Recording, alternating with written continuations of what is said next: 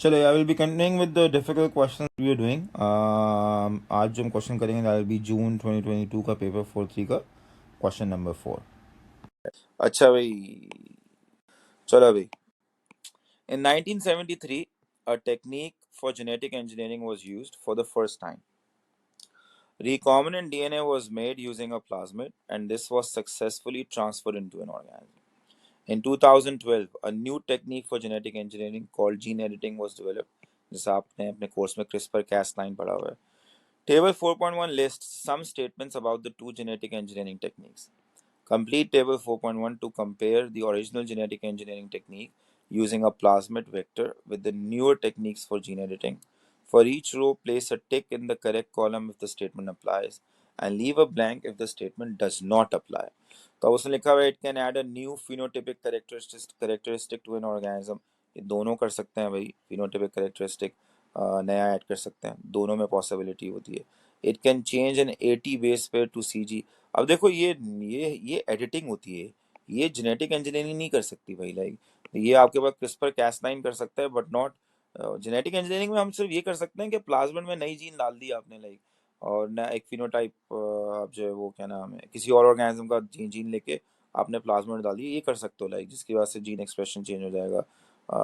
जब वो gene express होगी, जाहिर सी बात है, जो आपने ट्रांसफर की है. ये नहीं, जीन एडिटिंग वगैरह नहीं कर सकते कि एक न्यूक्लियोटाइड को चेंज कर दिया या जीन को डिलीट कर दिया, इनएक्टिवेट, ये नहीं कर सकते आप जेनेटिक इंजीनियरिंग के थ्रू जब आप प्लाज्मिड यूज करते हो. ठीक है. नेक्स्ट दिया हुआ, it can inactivate a desired selected gene in an organism. Genetic engineering बिल्कुल ये नहीं कर सकता, लाइक जीन एडिटिंग ये कर सकती है. It may change DNA in a way that can not be distinguish from a natural mutation. Like ये प्लाज्मिड के थ्रू, तो आप प्लाज्मिड वाला बहुत सिंपल है यार, जीन ऐड करनी है बस, जिसकी वजह से जब वो एक्सप्रेस करेगी तो फिनोटाइप में चेंज आएगा, खत्म. बस ये कर सकता है जेनेटिक इंजीनियरिंग. ये सारे जो है ना मॉडर्न चीजें, लाइक ये आपके पास जीन एडिटिंग कर सकती है, लाइक नॉट जेनेटिक इंजीनियरिंग. और फिर लिखा हुआ है, it requires a DNA donor and a recipient. Like तो वो ये बिल्कुल सही है, बिकॉज आपको डीएनए चाहिए होता है फ्रॉम अनदर स्पीसी, लाइक, और रेसिपिएंट जो होता है वो जाहिर सी बात है, जैसे आप जो जेनेटिक इंजीनियरिंग पढ़ते हो उसमें बैक्टीरिया जो होता है वो होता है जो क्या नाम है, रेसिपिएंट होता है उसका, जो प्लाज्मिड होता है. और डीएनए जो डोनर डीएनए होता है वो जैसे इंसुलिन जीन हो गई, वो डीएनए डोनर डीएनए बन जाएगा. तो आपके पास जेनेटिक इंजीनियरिंग में बिल्कुल ये पॉसिबल होता है, बट यहाँ पे इसकी नीड नहीं होती. जीन एडिटिंग में आपके पास बिल्कुल नीड नहीं होती कि आपको डोनर डीएनए चाहिए हो. Gene editing on its own is basically what a very improvised technique. मतलब कि जीन एडिटिंग की वजह से अब जो स्कोप है ना, क्या नाम है, ऑफ मॉडिफाइंग जेनेटिक कंटेंट, वो बहुत वाइड हो गया. लाइक इसमें अभी तो इतने एथिकल इश्यूज आते हैं जीन के साथ. लाइक नेक्स्ट पार्ट, कमेलेना जो भी लिखा हुआ, is a fast growing plant with oil rich seeds. ठीक है ना, तो एक प्लांट है विच is a fast growing plant जिसमें ऑयल रिच सीड्स है. blah blah grows in dry and poor soils, and so it may be important as a food crop in the future. The oil from its seeds has a high content of polyunsaturated fatty acids. तो जैसा बता रहे भाई, यहाँ पे जो इन seed से जो ऑयल निकलता है उसका उसका पॉली अनसैचुरेटेड फैटी एसिड्स का कंटेंट बहुत हाई होता है.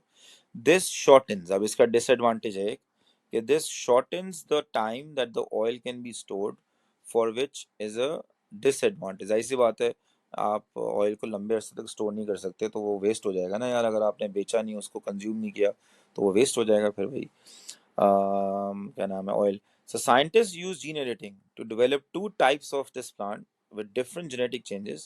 The gene edited in the plant seeds produced oil with longer storage times. तो longer storage time उसी वक्त आएगा जब आप ये polyunsaturated fatty acids कम कर दोगे, लाइक ऐसी बात है, तब वो longer storage time हो जाएगा. Figure 4.1 shows the percentage composition of fatty acids in the oil extracted from seeds of gene edited and wild type जो प्लांट था. लाइक अब ये जो तीन आपको वैरायटीज दी हुई ना, type A, type B, type C, इन तीन वैरायटीज में एक वैरायटी वाइल्ड टाइप है, कौन सी आपको नहीं पता, जिसमें जीन एडिटिंग नहीं होती, और बाकी दो जीन एडिटिंग वाली है. तो उसने टाइप ए जो आपको दिया हुआ है ब्लैक बार्स उसके हैं, लाइक टाइप बी के वाइट वाले बार्स हैं, टाइप सी के ग्रे वाले हैं. वाई एक्सिस पे दिया हुआ है percentage composition of fatty acids, और एक्स एक्सिस पे ना अजीब सा एक्सिस दिया हुआ है, fatty acid shown as number of carbon to number of carbon to carbon double bonds. यानी ये जो आपके पास जो ब्लैक, लेट्स से मैं ब्लैक वाला देख रहा हूँ, लाइक, तो ब्लैक वाले में जो 16 कार्बन वाले फैटी एसिड्स हैं, लाइक वो उनका परसेंटेज इतना है, और इन फैटी एसिड्स में कोई भी डबल बॉन्ड नहीं है। लाइक फिर ये वाले जो 18 कार्बन वाले फैटी एसिड्स हैं ब्लैक के अंदर, टाइप ए के अंदर, उनका परसेंटेज इतना है और उसमें कोई भी कार्बन डबल बॉन्ड कार्बन नहीं है। फिर इस तरह यहाँ पे 18 वाला ये भी है, इसमें एक कार्बन डबल बॉन्ड कार्बन है। ये वाला 18 वाला, इसमें दो कार्बन डबल बॉन्ड कार्बन है। लाइक फिर ये है, फिर ये इस तरह आपको दिया हुआ है एक्सेस। लाइक तो थोड़ा सा ना, लाइक क्या नाम है, जब आप एग्जाम में ये करोगे तो आपको ये थोड़ा सा तंग करेगा एक्सेस। लाइक तो अगर एक्चुअल एग्जाम में आप करो तो उसने बोला fatty acid shown as number of carbon ratio number of carbon to carbon double bonds. तो बेसिकली अगर मैं आपको वैसी एक समरी दूं, तो ये जो टाइप ए आपको नजर आ रहा है, अगर आप देखो तो इसमें 16 कार्बन लेंथ वाले भी फैटी एसिड्स हैं, 18 वाले भी हैं, 18 वाले भी हैं, 18 वाले, सारे 18 वाले, और 20 और 22 वाले भी हैं। जो 16 कार्बन लेंथ वाले हैं ना, लाइक उनमें कोई भी कार्बन कार्बन डबल बॉन्ड नहीं है। जो 18 वाले हैं उसमें 18 कार्बन लेंथ वाले फैटी एसिड्स, उसमें कुछ ऐसे हैं जिनमें कोई भी डबल बॉन्ड नहीं है, कुछ ऐसे जिनमें एक है, कुछ ऐसे जिनमें दो है, कुछ ऐसे जिनमें तीन है। लाइक और जो 20 कार्बन लेंथ वाले फैटी एसिड्स हैं उनमें एक ही आपके पास क्या नाम है, carbon to carbon double bond है, और 22 वाले में भी एक ही है। लाइक इसी तरह टाइप बी का भी दिया हुआ है आपको और टाइप सी का भी दिया हुआ है। लाइक अब पहले ना यहाँ पे सिर्फ प्रॉब्लम क्या आया था मैं आपको बताता हूँ। प्रॉब्लम ये आ गया था यहाँ पे कि पॉली अनसैचुरेटेड का जो वर्ड है ना, हाँ, दिस वाज द प्रॉब्लम। और इसकी वजह से आपको थोड़ा सा बहुत प्रॉब्लम हुआ नेक्स्ट पार्ट में, और वो ये था वो 1 मार्क का, कि identify the letter that represents the oil of the wild type of plant. तो वो जब इन type A, type B, type C में से वाइल्ड टाइप कौन सा है?